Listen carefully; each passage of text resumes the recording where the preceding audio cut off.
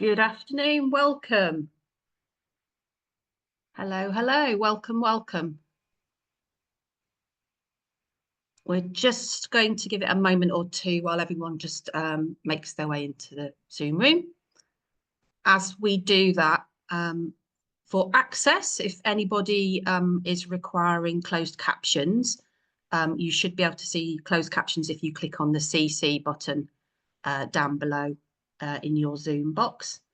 And if you're wanting to access sign language interpretation, we've got two interpreters, Nikki and Russell, who are working with us today.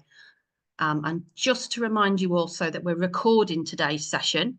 So if you'd rather not have your lovely face on the recording, you're absolutely welcome to turn off the camera, but also invitation to stay on camera if you want to as well. Okay, just a couple more minutes while I can see lots more people joining. So if we just bear with while everyone comes into the space.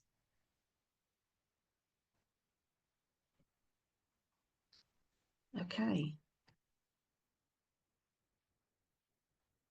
Welcome if you're just joining. Lovely to have you with us. Just a moment or two, that thing when everyone moves into the Zoom room, and then we're going to get going, I promise.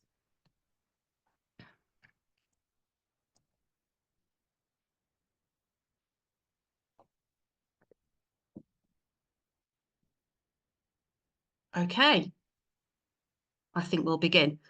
So a very, very warm welcome to you all this afternoon.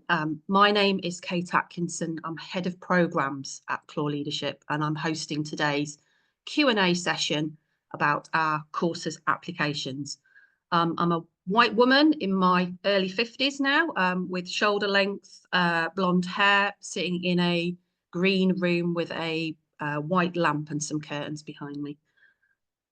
In terms of access support for today's session, if you're wanting to access captions, you can do so by clicking on the closed caption button in the Zoom room.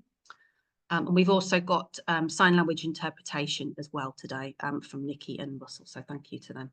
We'll also have a transcript of today's session, which we'll put on the website to follow as well. And we are recording the session, so if you want to turn your camera off, you're more than welcome. So I'm going to start with the presentation. Nick, could you share screens, please? Thank you very much. Okay, so today's session is a Q&A all about our courses applications. Next slide, please. So the applications round that's open at the moment is for our 25-26 run of courses. And Clore Leadership runs two different residential courses for leaders at the moment. Emerging Leaders, which is a 5-day-long residential.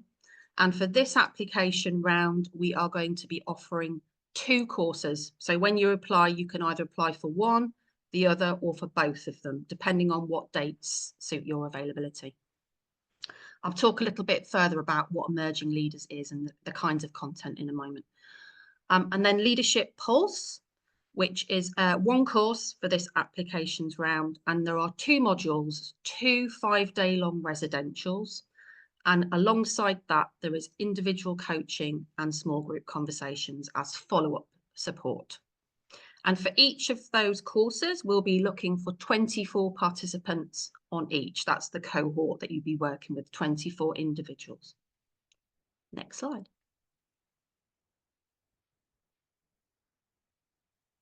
So, Emerging Leaders, this is our residential programme for leaders who have between 2 to 5 years experience and some previous experience of managing projects and or people. In a Clore leadership context, when we're talking about leadership, it's not necessarily leaders who are line managers or heads of team. In a Clore leadership context, leadership for us is really about change making in whatever type of role that you're working within. So you could be a freelance practitioner working in community. You could be an artist making work. You could be a project manager working within an organisation. You might be a founder or a CEO. The variety of roles are really encompassing, but the focus is really in terms of leadership about you affecting change, making an impact in whatever context you're working. In terms of the 2 runs of the courses, the dates are in the application guidance, and on this slide I'm going to read them out. So the 2 runs of emerging leaders that we're offering applications to this round are Monday the 10th to Friday the 14th of November 2025. And then we have another course which will be taking place in 26 from Monday the 2nd to Friday the 6th of March.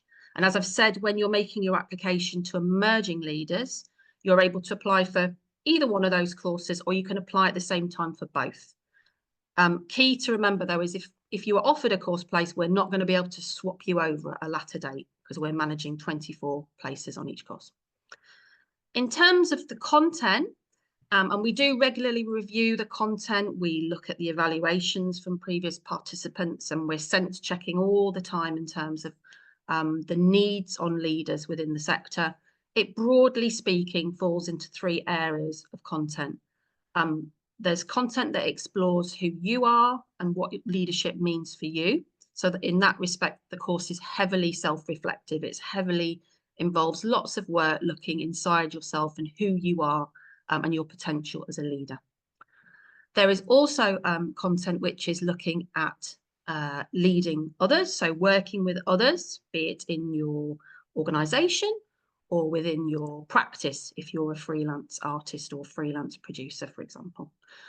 And then it looks at a range of leadership skills. So those kinds of skills and knowledge that you will need to develop as a leader. So things like strategy, things like understanding of finance. We look at coaching skills and those kinds of areas, those kind of really important skills that you can add to your leadership belt, if you like, your tool belt, as you're operating as a leader or change maker.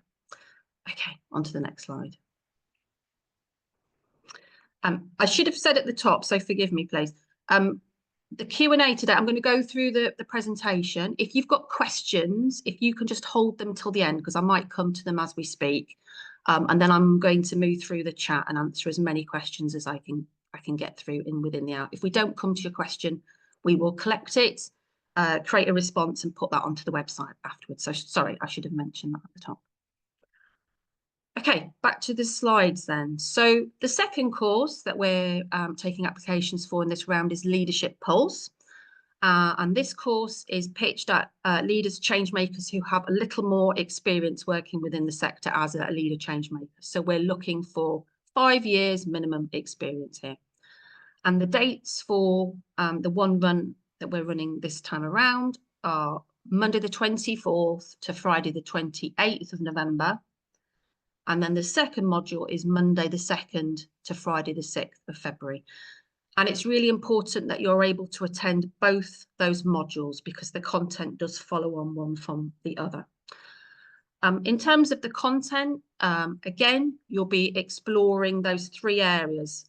Deep self-reflection, looking at who you are as a leader, how your leadership works in terms of working with others, be it in your organisation or your area of practice, and that leadership toolkit, that leadership belt again. In addition to the 2 modules, the course content within those, we do also on Pulse offer an individual coaching session for participants, and that's one-to-one time that you have with a coach. And then we also are offering some small group conversation in between the 2 modules. So you'll have a session in between the 2 residential dates. You'll notice there's a little gap. You'll have a content session between together, and then following on after the end of the course as well, just to help with that connection and embedding your learning and legacy. Next slide, please, Nick. Thank you. So in terms of the approach to learning across both the courses, as I've said already, there's a strong emphasis on self-reflection. So the courses are very much considering leadership and change making, starting with who you are, your own potential, your own strengths, your own areas for growth and development. We also look at you know, in terms of leadership and change making at the moment within our sector, what are the kinds of traits and areas of leadership skills and development that are really needed for the future of our sector and for society. So you'll find within the course there is discussion, debate, learning around what's going on in the world at the moment and what that means for leaders and how we can respond as leaders and change makers. We have there's a lot of facilitated group work, and maybe some of the alumni might speak to this in a moment. You know, the sessions, you'll be within a cohort, and we have 2 facilitators who are working with you throughout. So you might be working in whole groups, you might be in smaller groups, pairings, you might be outside thinking about some of the reflective questions, but all that process is facilitated. So you're not on your own. There will be some sessions in the schedules where you're working with guest speakers, contributors, and we try and bring in a variety of different perspectives. So there will be those who've got expertise in particular topic areas, as well as guest speakers who are sharing their own insights, reflections, provocations on leadership as it is currently in the sector. You'll also, as a cohort, you'll be learning from each other. And again, maybe this is something the alumni might speak to. You're working with 24 individual or 23 others in addition to yourself. And there's rich learning from the other members of your group, different perspectives, different lived, learned experiences. And we're really keen to have diversity across the cohort. So you're, as well as, you know, a variety of different lived experiences, you'll be working with others working across a range of different professional sectoral contexts. As part of the course, you are within a community of learning, and that's something that we invite everyone who's taking part as a participant or as a contributor or someone who's involved, access workers or team, in the delivery of the courses. And we'll be sharing a community of learning agreement with everyone involved, which invites everyone to step into that learning space as a co-learner with each other, a sense that we're all learning and there's always growth and learning from each other. There's no experts in the space. We're all learning in our own ways and different paces. In terms of the support that we put in place, you'll be supported by a pair of facilitators during the residential who will journey with you, and their role is one of pastoral support, but also to support and host you know, how the space will work together. You'll contract together as a group, but also to support you through some reflective activities.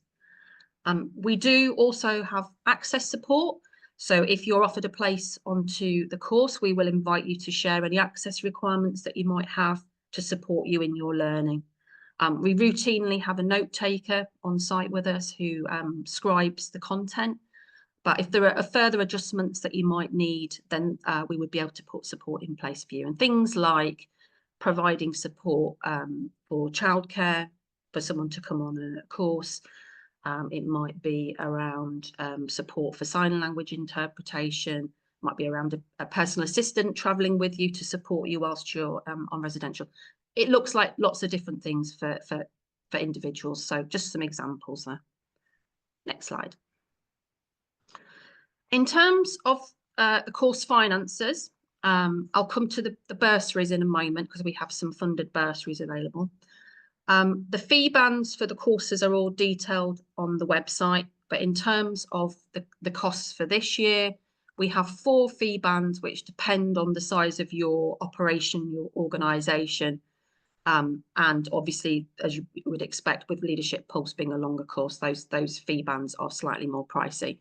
The unsubsidised fees are for those who are working outside of an Arts Council England either geographical area or art form area. We have some Arts Council funding which is supporting the subsidy of the course fees. And as I say, I'm going to talk to the bursaries in a moment, which will give you an idea of the financial packages in place which can support individual course places as well. But just to move through the course bands for you.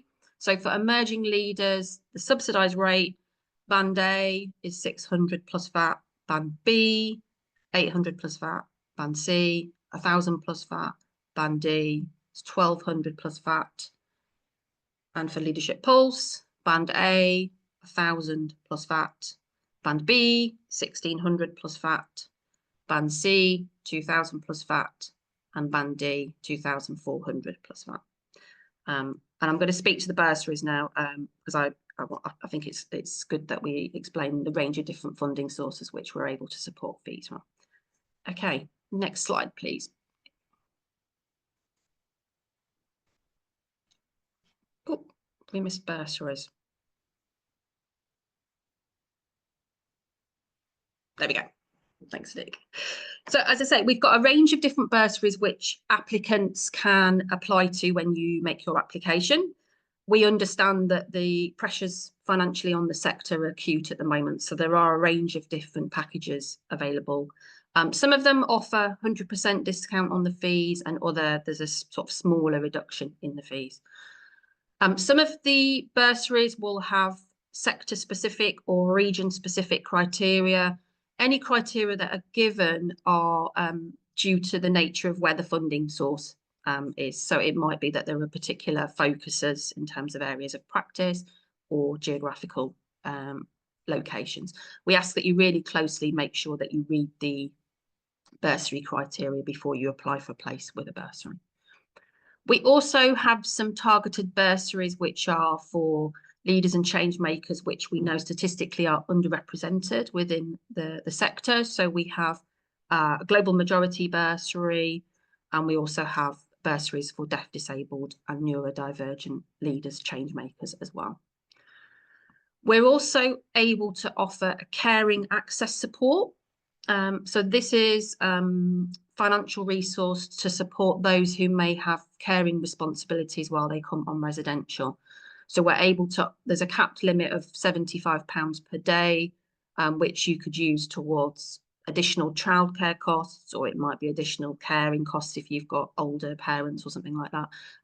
There's flexibility in terms of, you know, who you are caring for, but that budget is there to support the costs of caring. The detail about all the bursaries is on the website with the detailed criteria. There are quite a few, so it's quite a gallop for me to be able to go through them all in detail here. But if you've got any specific questions about eligibility, whether your particular circumstances meet the eligibility, you're able to send us an email, and myself or one of the colleagues will be able to assist. In terms of making your application, you're able to apply for as many bursaries as you want to, as you're eligible for, should I say. So please do check the eligibility criteria. The competition for places and competition for bursaries is really, really fierce. So if you're feeling like it's a bit, am I not in the squarely in the eligibility of a bursary, I'd say probably not for that one if it's feeling like you're having to crowbar yourself into the eligibility. And if you apply for a course place requesting a bursary, we wouldn't turn around and offer you a place at the fee band rate. There won't be any sort of nasty surprises in that respect. So yeah. Thanks, Nick. Okay, so then how do you make your application? The first thing is that you need to register on our Clore Leadership website. There's a sign up in the application section, and at that point you also need to read and digest the guide for applicants. The information guide gives you all the application questions so you can work on them offline, and it's going to give you the application questions for both stage 1 and for stage 2 if you're shortlisted. And we've designed those questions to be a useful activity and experience for leaders and change makers. They frame some self-reflection to ask you some questions about who you are as a leader and your future aspirations. So at stage 1 then, you're asked to provide some information about yourself to respond to some leadership questions, and you're also asked to provide an anonymised CV. The CV is there to give us a sense of your leadership experience in the sector, whether you meet those numbers of years that are required. We do get asked questions about the CV and how to anonymise it. I would suggest that you just take your name and your contact details off the top that's as far as you need to go. You're not being assessed on the formatting of your CV or anything like that. So please don't spend hours beautifying it with lovely fonts and stuff. It's just the content so that we know that you're meeting the minimum experience requirements. Stage 1 deadline is the 22nd of May at noon. And that is quite a hard deadline. So it's important that you really do submit your application by then. You will receive a confirmation email with a summary of your responses when you submit your application. So if you haven't had that email, please do get in contact with us in good time before the deadline, or just check with us to make sure. Following stage 1, your application will be assessed and reviewed, and we have a panel of assessors who look at the applications. It's anonymised, and there's 2 of them that review the applications, and it'll be reviewed internally by the team as well. And if you are shortlisted to stage 2, at that point you'll be asked a second series of questions, and you will also be asked for a nomination. And the nominator is an endorsement of your application, but the nominator is also there to speak to your leadership potential and to kind of identify the impact that taking part might have for you. The nominator, we're not looking for, you know, a high profile name, somebody with a swanky job title. We're really interested in what they have to say about you as a candidate. And being able to speak to you and your development needs, your potential impact for taking part. So that's what the nominator is there for. Please, please, please do, if you're shortlisted for stage 2, please get onto your nominator good and soon, because that's oftentimes one of the challenges that we see. Applicants are waiting on their nomination coming in, and we cannot accept the application without that. Closing date would be for stage 2 is the 15th of July. And just to say that information about the application process is available in alternative format. So we have a sign language version on the website as well. And you can also, when you're making your application, you can apply in other formats. So if you prefer to upload a video submission, record some audio, that's absolutely fine. There's a little toggle that you switch, and then you can upload your file. Next slide, please, Nick.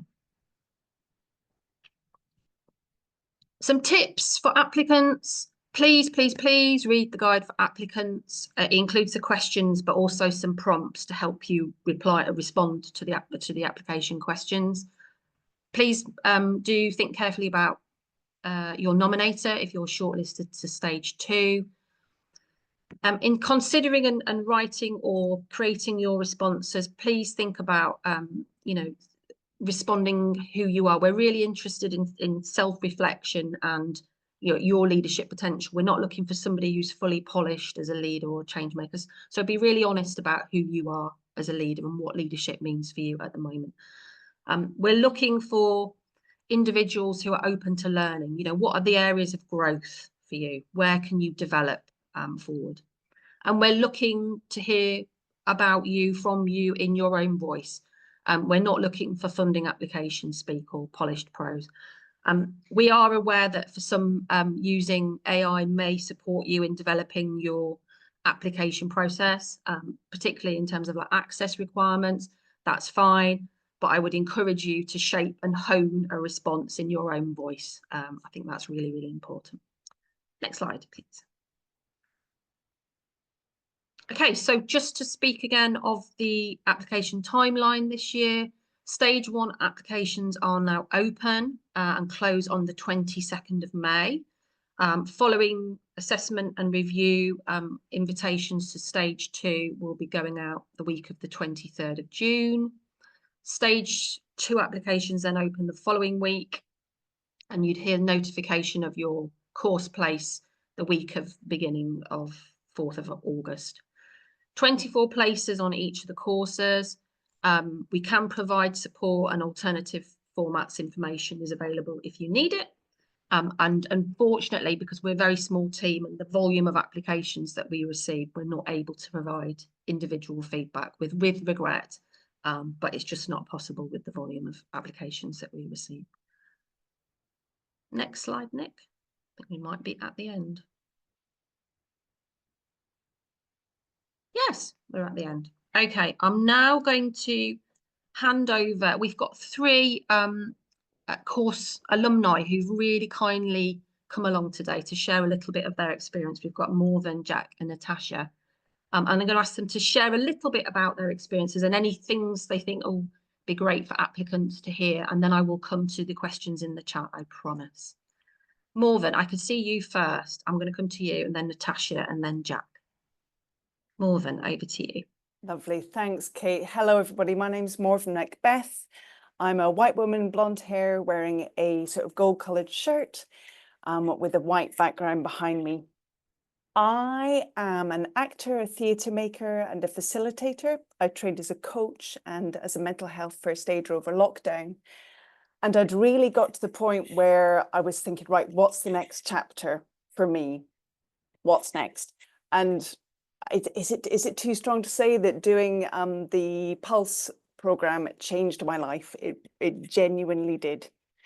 For me, I was thinking about, right, how do I really make an impact? I believed in theatre as a tool for social change. I really kind of had that passion and that belief in theatre, but I knew that there was something that was next. And honestly, just writing the application, just writing that Clore Pulse leadership application and really thinking hard about my relationship to leadership and that encouragement to be brave and to be honest. You know, Kate's covered this, but yeah, I really want to emphasize that. Be brave, be honest in your application. Another thing I wanted to say was that on the first night of the Pulse program, Hilary Carty, the exec director of Clore, gave us a sort of welcome speech and encouraged us all to count ourselves in. And that piece of advice I've carried with me. And that sort of led me to think, yes, I was right to apply for this, because I'd really been thinking, I'm an actor. Am I a leader? I don't know. I wasn't sure. But I thought, yeah, go on. I'm just going to apply and see what happens. I'm now the artistic associate with Slung Low, a theatre company based in Leeds. They sent a call out in May, the May following the Pulse programme. And genuinely, I don't think I would have even applied for this role if it hadn't been for the Clore programme. That encouragement to count yourself in, apply, put yourself forward and see what happens was a really brilliant thing to come out of Clore for me. The cohort has been wonderful. We're all still in touch with each other. Jack is here. We were on the same programme together. We had a big reunion get together a couple of weeks ago. So the cohort, the course itself, the programme itself is a brilliant, wonderful thing. And I'm so grateful that it was part of my 2024. Thank you. Thanks very much, Morven. Natasha, can I come to you next, please? And I think, Natasha, you're on our emerging leaders course, so maybe you can speak to your experience. Yes, I was. Thank you, Kate. And I'm Natasha, everybody. I'm a South Asian woman with dark curly hair sitting against a white background. Echoing everything Morven said, I did the Clore Emerging Leaders program in November of 2023. The Emerging Leaders program for Clore came at what I now am reflecting as the right time in my leadership career. I was very disillusioned around leadership back then, and all of the challenges that global majority leadership as well has in the arts and culture sector. And I want to say that it really came at the exact right time, because if it wasn't for the Clore Leadership Program, Emerging Leaders Program, I would not have applied for the role that I'm currently in, which is the Artistic Director and Joint CEO of Tara Theatre. I was the Associate Director at Tara at the time, and Tara had encountered a series of challenges. And the recommendation to apply from Clore actually came from the previous Artistic Director at Clore, Abdul Shayek, who had done the Clore Fellowship Program and was also my nominator for the program. And we'd had a conversation about what I was looking to in leadership, and we talked a lot about some of the challenges that specifically global majority leaders encounter in their journey in the arts and culture sector. And he highly recommended the program, having done the fellowship himself. And then I went on to join the Clore Emerging Leaders program. Some of the things that I took away from the Clore program were all of these questions around, am I the right person for the job? If I don't understand the numbers, if I come at it as with a creative, artistic mind, can I think strategically? Can I look at budgets and not panic? And all of the different sessions that the Clore program had really broke down a lot of those things and helped me draw out and understand that I actually do know a lot of these things because of the way the course leaders who ran the sessions enabled us to pick from things that we were able to do. And one of the really valuable things was the group of peers that I made along the way. I sat in a room with so many different people from so many different backgrounds. And the thing that I enjoyed the most were the small group sessions that we did, and it taught us that leadership can be done in so many different ways, and you can be your authentic self. And there was lots of skills that I took away, including radical candor, I think is how I remember it, which was really brilliant. And it's still something that we're in a WhatsApp group together with all 24 peers that I was on the course, and it's such a great space to sound things out and to be reassured that what we're doing is the right thing, because even in the week we all got to know each other so well, and our strengths and weaknesses. When I say weaknesses, I mean the things that we can work on and draw help from in the group. It also taught me that I can be a mum and can be a leader at the same time, because I got to meet lots of parents or people who are about to become parents as well in the group. And I think the Clore team really supported that. So that was really special. And I did become a mum quite shortly after doing my Clore leadership program. And it was, it just provided a space, and we got to meet lots of different people from lots of different backgrounds who are in very significant positions and are leading the way as change makers. And it was a really inspiring week. So I really value the time I spent on the Clore Emerging Leaders program and encourage everyone to do it if you have doubts. Thank you. Thanks, Natasha. Thank you. And congratulations on becoming a mum. Jack, can I come to you now, please? Thank you. Good morning, everyone. I'm Jack. I am, my pronouns are he, him. I am a white man wearing glasses, freckles, short hair, sitting against a green background. As Morven said, I was part of the Leadership Pulse program just over a year ago, and similarly to Natasha, to Morven, and basically anyone I've ever met who's ever done any version of Clore, we all become evangelists for the cause. I think there is something about Clore being very good as an organization and as a team about spotting when people are ready for it and putting together groups of people who are all at kind of pivotal moments, or moments where they're going to benefit from it, but also benefit the shared experience of the group. I guess some of the practical things, just to bullet point some things, is around the application. I applied the time before the time I got on and didn't press send. Press send. Bullet point one. There was also, and that created a bit of an issue for me in that the HR policies at my workplace changed in the interim, and so they'd committed to full support to pay the fees. That had changed, and by the time that I was accepted onto the course, I then had to do a little bit of pushing them quite hard to fulfill the previous obligation. And I would say that if you encounter any barriers like that, please push hard. It is worth it. It will benefit your employer as much as it will benefit you. And I guess there were similar questions for me around leadership. What does that look like? I had been freelance for the majority of my career, and then I'd kind of fallen accidentally into a kind of organizational role at the Roundhouse, and where I'd been for 7 years when I went on the course. And I was kind of feeling like I was at a bit of a juncture. I didn't know what the next steps were. My questions were or some of the things I wanted the space to explore were around helping me understand what my relationship with leadership was. I didn't necessarily have a clear sense of what leadership meant for me. Questions around whether that existed inside or outside an organizational context, and particularly looking at the second of those, what does leadership look like in an outside of of an organizational context? And I think, as Kate touched on, I would just really encourage anyone who has, who's thinking, oh, I'm not in a senior leadership position, I'm not in an exec team, I'm not leading an organization. That's not what it's about. It's about, you have leaders at every tier of a hierarchy, for want of a better term. It's a quality, it's a characteristic, it's someone who can't help but want to steer the direction of something to affect change. And I think if that is something that you recognize in yourself, then it is the thing for you.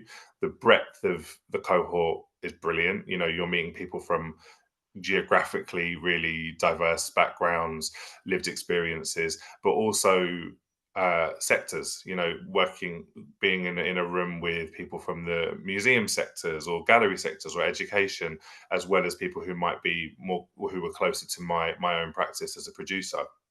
And all of that is so enriching. There's, the program has a really self-reflective grounding to it, and coaching is a huge part of it, and that was something I hadn't necessarily done lots of before, but really leaning into that is something I would encourage you to do. It can become slightly frustrating at times, but it's something I think you have to push through. It becomes quite exciting to be in a room of new, exciting peers who actually what you want to do is just help problem solve, and actually stepping back from that and actually just letting the process happen. You're going to have so much more time to do that, after the course in the evenings, to kind of, sit down, have a chat, talk through people's problems and kind of feed in with your own experience, but actually leaning into the kind of reflective nature, the coaching practice that is across, that is really what is based on. It feels really important to me. I didn't know what to expect. And I think really the main thing for me is the privilege of having the time. It's so rare to have the time to reflect, to think about yourself. Often a lot of the roles that we all inhabit are about facilitating others and about, helping other people realize their journeys, and actually having the time and space to spend on yourself felt really important. Opposite to Natasha, I was a fairly new dad at the time, and this was the first time I left my daughter for more than a night, and that felt like quite a challenge at the time. But I'm really happy that I did it for her as well. Just me getting that time for myself. Was able to come back and professionally, but also personally, be a bit more grounded and centered and intentional. What else have I got on my list that feels important? I guess just one of the questions around toolkit and soft skills, hard skills. A lot of it is around, there's a real mixture, and I think there will definitely be moments where you're yearning for one more than the other. I think one of the things that felt really empowering and special in our cohort was that there was room to shape the course a little bit. There's a schedule and there are sessions, but there's also some room within that to kind of lean into what the group wants more of or less of, or some kind of self-directed time. So yeah, there's a lot of flexibility in it. Gone way over time, but yeah, that's can't recommend it highly enough. Thank you, Jack, and thank you all three of you for sharing your insights there. That was really, really helpful. I'm hugely grateful. I'm going to now come to the questions in the chat. I've also got a long list of questions that we were submitting in advance. So as I've said, if I don't come to your question, Nick and I will craft a response and make sure it does go onto the website. So just to reassure folks watching this recording or folks who may be in the space. So, okay, Charlotte has asked, how does Leadership Pulse cross over with the Clore Fellowship? Is there a lot of crossover, or might it still be worthwhile to apply for the fellowship in subsequent years? There is some crossover across all of the programs that we deliver. Invariably, we're looking at some of the key concepts, key issues around leadership, so they are going to track across.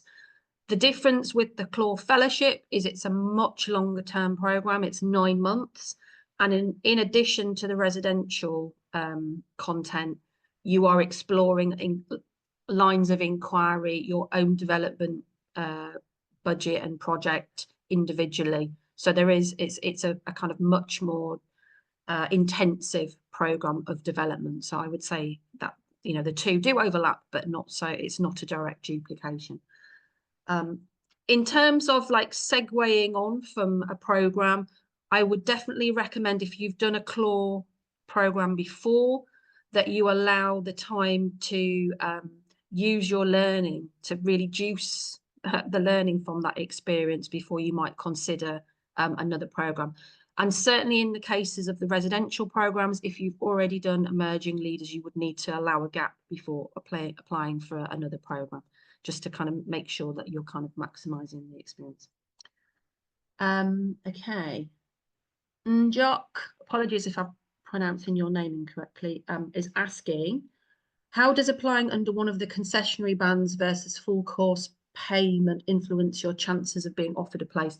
It doesn't. We're looking at them in the round, so it doesn't influence in one way or the other. No, it doesn't influence. We haven't got a set number for band A, a set number for band B. We're looking at the candidates themselves. Would you be able to speak, Joe is asking, would you be able to speak a little more to the difference in content between the two programs? For example, does Pulse have content more related to CEO, exec director, AD roles, and the challenges facing more senior roles? The difference between them is there's a slight emphasis and pitch level. There's obviously the different depth of experience within the cohort themselves. Pulse, you've got 2 weeks of learning as opposed to 1, so there is more content session, but I wouldn't say that it's more pitched at particular types of roles. It's just a depth of experience and a longevity in that change-making role. Within Pulse 2, as Jack spoke, there is some self-led time as well, so there's more opportunities because there's a longer time for self-curated content within Pulse. So I think they're the main differences. Ellis is asking, when you say experience, do you mean total number of years in the sector or number of years as a leader change maker? Number of years as a leader change maker, stepping into that, or the potential to step into that role. Alice asks, can I apply to Arts Council for developing your creative practice to cover the cost, or does that count as double funding as ASAR already subsidising Clore? Alice, I'm afraid, I think that's a question for Arts Council. I'm not sure I could answer on their behalf, and I'm not sure whether we've got precedent before, possibly pre my time at Clore Leadership. So that would be a question for Arts Council, I think. Kaya, again, apologies if I'm pronouncing anyone's name wrong. Kaya is asking, I feel I fall between emerging and Pulse courses as I've worked freelance for a bit before starting my career. How strict are you wanting to apply for the emerging leaders, but I've been working in the arts for slightly over 5 years? We're not going to like tie you down to the days, you know, scrutinizing. That's it. We're looking at generally is there the equivalent amount of experiences. Sometimes I appreciate sometimes folks are slightly on the cusp. So if you're really like having a difficulty deciding which way you want to go, maybe that's the point at which to have a conversation with a member of the team to help tease that out. Vivek is asking, Natasha's point about being a bit skeptical of leadership before the course is a real interesting one. For alumni, what were some of the ways your views on leadership changed over the course? More than Natasha, Jack, would anybody have anything to offer Vivek on that? Morven's got a hand up. Thank you. I think for me, and it was something that I'd come to over training to be a coach, was the importance of being alongside, that there are different types of leadership. There are lots of different styles of leadership, ways to lead. And for me, doing some really good reflective thinking on the importance of being alongside. Of course, sometimes leadership requires that kind of directive approach. Sometimes it requires you know, lots of different styles, but for me, it really embedded that thinking of, yeah, okay, it's about this position of being alongside as a leader. And that felt really key to me and has fed through everything that I've done since Clore. Thanks, Morven.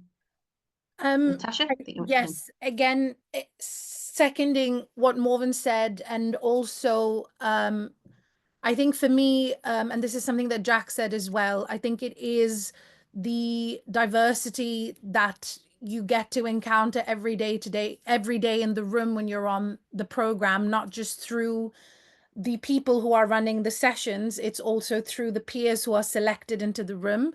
I think sometimes you can feel like you have a very narrow view of what a leader looks like and what sort of roles they have to have done before they go into leadership.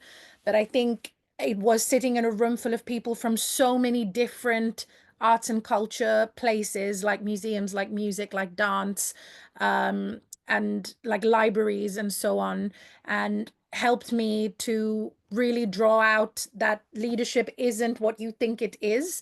And it made me feel, coming into the room, so Vivek, you specified that I felt skeptical about it. I think what changed me feeling skeptical about it was that you can come from so many different walks of life, professionally and personally, and still draw on the skills that you have learned along the way, particularly when you're a goal majority identifying person with different nuanced challenges that have actually taught us, that have actually enabled me to be the leader that I am today. And it was being able to speak to different people from different walks of life and hear their lived experiences to really gain perspective on what you think something is and how that can change something as well, if that's useful to share. Thank you both. Okay, I'm going to move back to questions. So Quintin, Quintin asked, I've heard that mentorship is a key part of the Clore culture. Is this the case? And if so, what does that look like? We do offer, as part of some of the programs, some one-to-one sort of coaching support and the small group follow-on and some mentoring elements. I think in terms of the follow-on support, one of the key things, and I've spoke to this before, is about the cohort and encouraging the cohort to continue and as an entity to meet and kind of support each other beyond the life cycle of the actual residential itself. You will also become a Clore leadership alumni. So there are kind of like newsletters and things like that and occasionally there are sort of alumni events as well that we run to. Okay.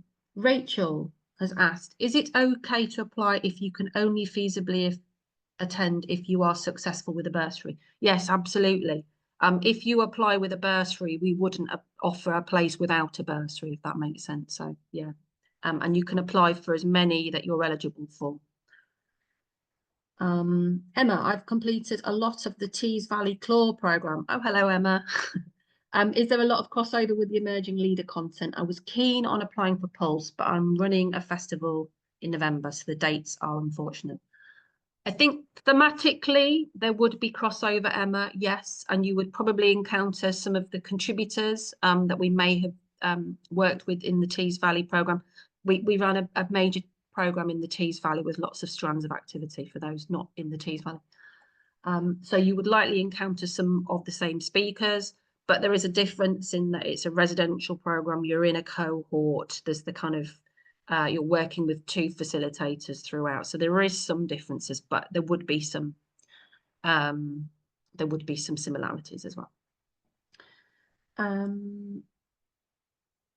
Miriam is asking something very specific. If you have been a manager since 2021, would you not be eligible for Leadership Pulse?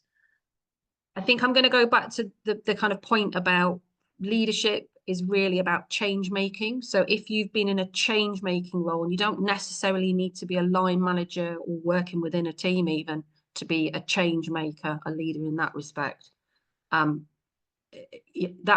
that leadership experience doesn't necessarily need to be bound to being a line manager, is what I'm trying to say. I'm trying to convey that change making for us in the Clore leadership context looks like lots of different things. You could be a freelancer, you could be a line manager, you can be working in lots of different ways and different roles within the cultural sector, but it doesn't necessarily need to be a manager. Okay. Oh, we seem to be at the end of the questions. Okay, keep popping them in and I shall keep looking. I'm going to look at some of the questions that were submitted in advance as well, if I may. So we had a question around inclusivity and EDI as a kind of area within the content. We are always working, always reviewing, always reconsidering, always listening about how we can make the learning space more inclusive, more equitable, looking at issues around power and privilege. And certainly there is content that explores that within both courses. We're also looking at how we can support a really inclusive learning environment through different, different measures and the accessibility of what we run, who the speakers are, and the conversations that are had. I would say that thematically EDI it occurs like a seam, like through a stick of rock through the program, and certainly within sessions around finance, it rises up as a conversation about how resources are allocated. So I think thematically it will weave through the course, both courses as a whole. We also had some questions around safety within the space and support that's offered. I think I've already mentioned a couple of times that you'll be working with 2 facilitators who are there to support you pastorally. We also have a partnership with Wellbeing in the Arts now, so that if you are requiring some more professional support during the residential experience, that's something that we can connect you up with. We have a community of learning agreement. Again, I think I've spoken to this already, which is thinking about how we will work as a group of learners together. Articulated in that are some ways of being, some red lines that are not acceptable within the space for us, and some of the safeguarding parameters and safeguarding responsibilities that we have as an organisation as well. So there's just a couple of things there to mention. What else? We had some questions about what we're looking for from participants and applicants.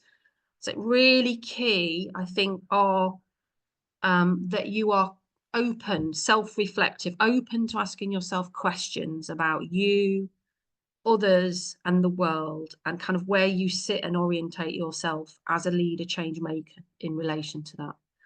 I think it's really important that you're curious and open to learning things, putting yourself in a sort of place of slight vulnerability as you kind of open up and explore new things about yourself and take some risks with your own learning. So I think those would be really, really critical things, and that you're able to be quite honest with yourself. Leadership for us is not a performative thing. It's about understanding who you really are and what that means for you, and your potential to develop from that place of self-reflection. I think that might be it for questions in advance. I'm going to go back to the chat. Just mindful of time as well. We've got 6 minutes left.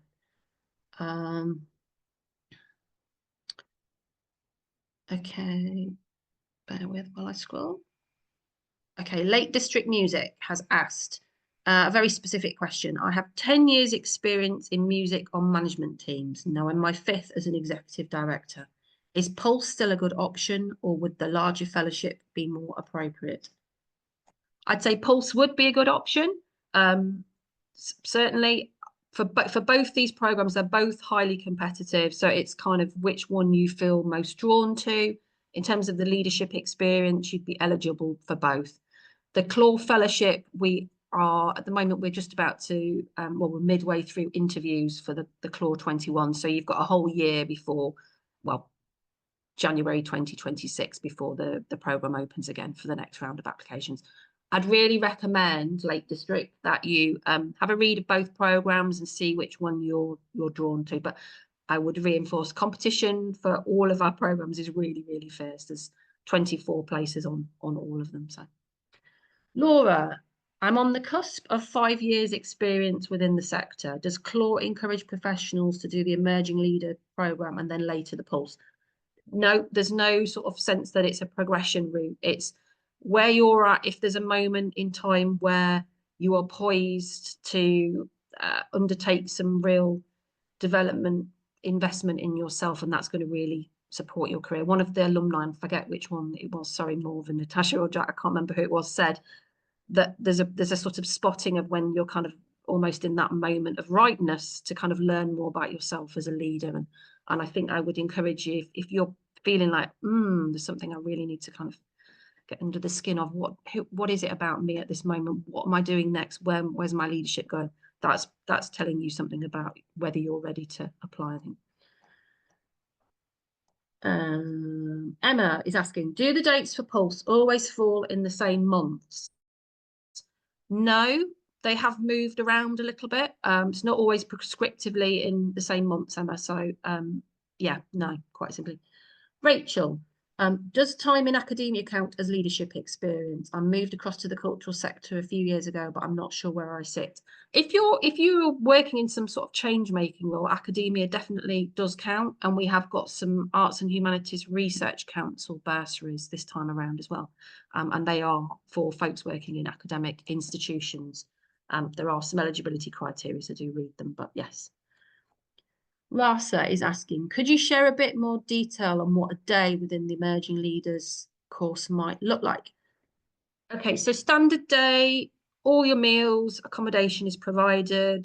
For this round of courses, we are in a venue called Ashbourne Hill. It's just on the outskirts of Leamington Spa. There's lots of lovely green spaces outdoors, which we can use as learning spaces. And there's a sort of like a bit like a manor house, really, with a lovely, if it's the winter months, roaring fire. A typical day, we start with some reflection with the facilitators, normally looking at the previous day's content, group discussion, paired work. What have we learned? What's kind of bubbling from the content? Some guest speakers around some thematics. It might be you have an evening leadership insight, which is a guest speaker who's sharing their journey and live leadership issues for them. Discussion, debate. It might be some side conversations with your participants over coffee, over dinner, lots of rich thinking, learning and fun. There's a day. Sophie, well, I've got 2 minutes left. Let's see how many more I can get through. Sophie, I'm potentially in a position similar to Jack where I will need to justify the course fee if I get a place. What are the tangible benefits to an organisation so I can relay to our team if successful? Jack, can I put you on the spot? You mentioned this earlier. Yeah, I guess tangible's slightly hard, but I think it's just that you will definitely come away with hard skills. You know, that toolkit of thing, that better grasp of areas that you may have had less exposure to around governance, around finance. You know, some of those kind of pillars of organizations.